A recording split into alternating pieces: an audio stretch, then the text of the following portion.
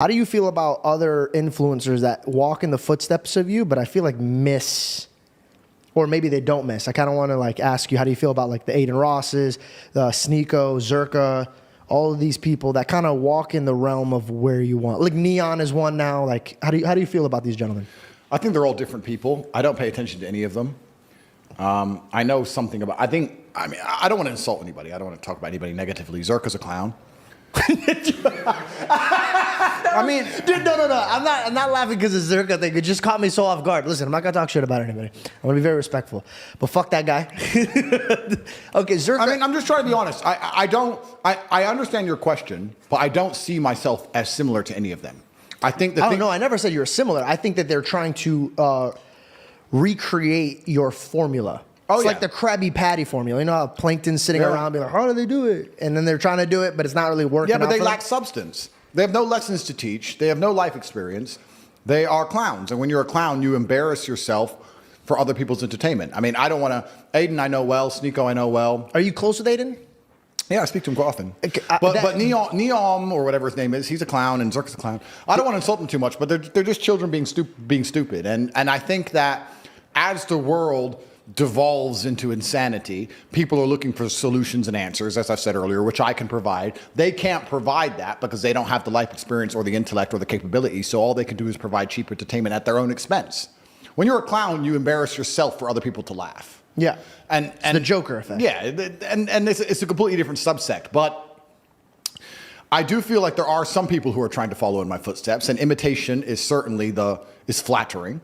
It was always going to happen. There was always going to be people who were trying to be me, but there will always be one top G. So it is what it is. They're just highlighting the more insulting version of you than they are. Like they're not. Your method is punch. Here's the knowledge. Yeah, and they're just punching. Yeah, for the clicks. Yeah, and I think there's thousands of people, and there's probably thousands of influencers I've not heard of who are probably trying to do something similar or to copy my formula or say the same kind of things. And yeah, that's probably. Who are you closest with? You know, like social media realm, is it Nelk? Is it Adin? Is it who does somebody you relate to and you could fully have a conversation and enjoy yourself? You know what's interesting? The Nelk guys are super cool, and I've met a lot of guys, and Adin was cool. I've met Adin, met Sneako, but you know what's actually really interesting? I don't talk to anybody. I've realized this. In fact, there was a conversation about this inside the War Room a few weeks ago, and we're talking about how a lot of influencers cross-pollinate for views and stuff, right? They like, oh, I'll do a show with him, and he'll do a show with me, and then we'll go to his house, we'll do a show there, and blah, blah, blah. Podcast is obviously different because it's a podcast show, but outside of podcasts, I don't meet anyone, ever. If I can get 1 million views with me and Tristan in our home with an iPhone. I don't talk to anybody, so I don't have conversations with anyone. I don't meet anyone. I'm far away. I'm in Romania. I can't leave. I don't really want them to come here. I don't want to have to entertain them. I'm quite isolationist, and my friends are the same friends I had 20 years ago. I don't have any new friends. I don't talk to any new people. I don't know this because they're necessarily bad people as such, but I just think we're on different paths, different missions. Like, I genuinely believe I'm waking up and trying to make myself the most excellent version of myself. I have the same standards for the people I love and my children and my family and my women, and I have the same standards for my fans. I don't want any fan of Andrew Tate to have ever lost in any realm. This is the thing that's interesting. I see these other influencers, right? Let's say these other influencers, some random influencer comes along and he sells some random garbage, a crypto, and the crypto loses a bunch of money, for example. I couldn't sleep at night knowing that my fans lost money because of me. Yeah. I don't want money that bad. I would rather all of my fans say, you know what, you can say what you want about Andrew Tate, but since I listened to him, my life has only gotten better. Nothing bad has happened to me. I go to the gym, I feel better, I feel motivated, I feel happier. I joined his school, it cost $40, it was cheap, I'm making money now. What's there bad about Andrew Tate? Every single thing he told me to do benefited me. And I really think I'm on this path to excellence. And when I see all these other influencers, and I don't want to say names, and I'm not throwing shade, and I'm not trying to start internet beef, because that's what they're going to try and do, to try and get clicks off my name, because they're not relevant without me, and I don't give a fuck about any of them. Just don't name them. Yeah.